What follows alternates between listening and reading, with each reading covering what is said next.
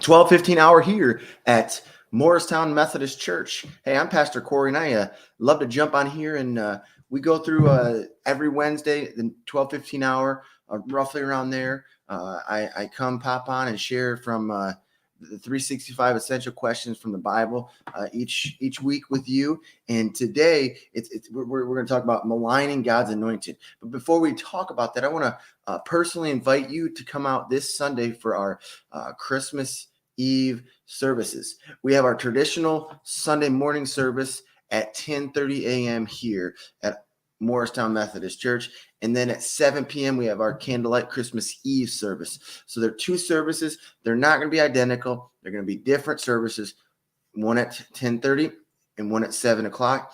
I'd love to see you, your friends, your neighbor, your loved ones to come out and check us out and gather together.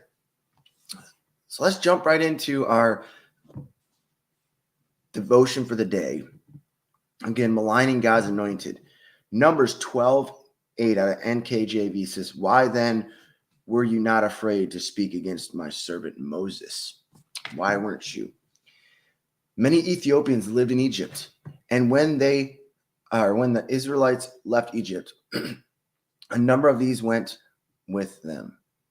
One dark-skinned Ethiopians, or the Kushite, Cushite, beauty caught Moses' eye, so he took her for a wife.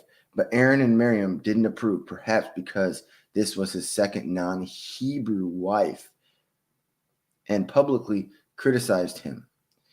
How could they challenge God's prophet? Easy. Aaron and Miriam asked, "Has the Lord spoken only through Moses? Hasn't he spoken through us?" Again, Numbers 12:2. Their intention was not simply to have equal authority, but to undermine Moses' authority and take over leadership. God was upset, hence his question. He already told the Israelites, "Do not curse the ruler of your people," in Exodus 22:28. This command still applies to Christians today. God still cautions. All right? He still cautions you and I. Do not touch my anointed ones. 1 Chronicles 16:22. In the New Testament, God instructs, do not listen to an accusation against an elder unless it is confirmed by 2 or 3 witnesses. Oh, man. That's 1 Timothy 5:19.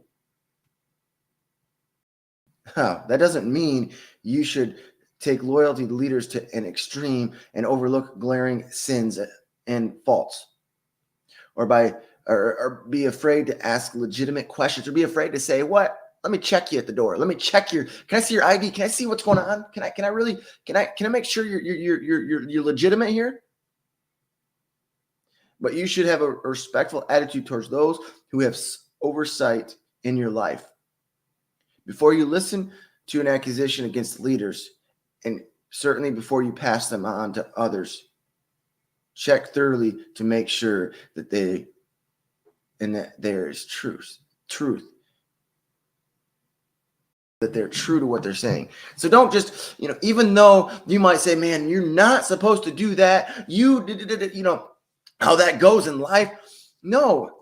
Honestly, we need to check ourselves at the door before we even make an accusation, or even go back to the scriptures, because the scriptures is where we need to live our life and how we need to act and react and do things.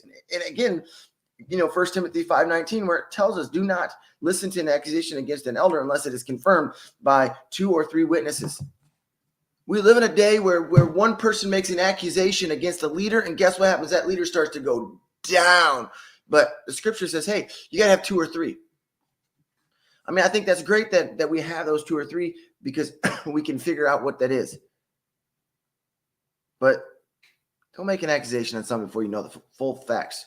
We cannot do so. We do it because we're humans. We make human situations go to the point where they don't need to be. But God says, hey, listen to the word, and the word says, Go to leaders, go to the people, have a few witnesses, and then you can go through a conversation and you can walk through it. But until you don't have truth, don't go spreading rumors and lies and accusations against somebody that are untrue, or you don't even have the true facts.